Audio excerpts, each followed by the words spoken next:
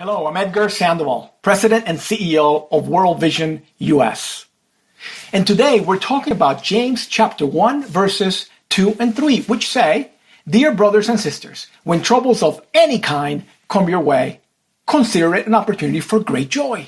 For you know that when your faith is tested, your endurance has a chance to grow." I recently returned from the Ukraine border, witnessing firsthand what has become the fastest growing refugee crisis in Europe since World War II. At the border crossing to Romania, all around me were mothers carrying babies and young children, teenagers who were clearly in shock, and the elderly, uprooted from places where they had lived their whole lives.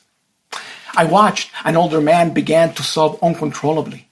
He leaned against one of the barriers, clothes covered in mud, and pointed at the sky, reliving the moment when his house had been bombed. The troubles of any kind were in full display, but joy?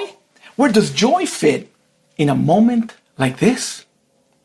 Well, the joy James speaks of comes not from earthly happiness, but from the hope of becoming mature and complete in our faith, as James goes on to say in verse 4. Conflict, loss, uncertainty.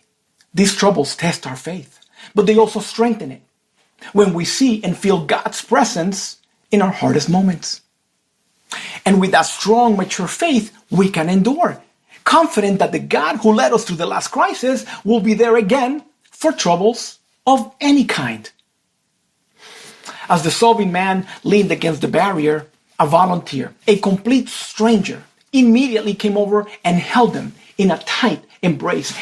It was as if the hand of Christ touched the man, giving him the comfort needed to take the next step in his journey.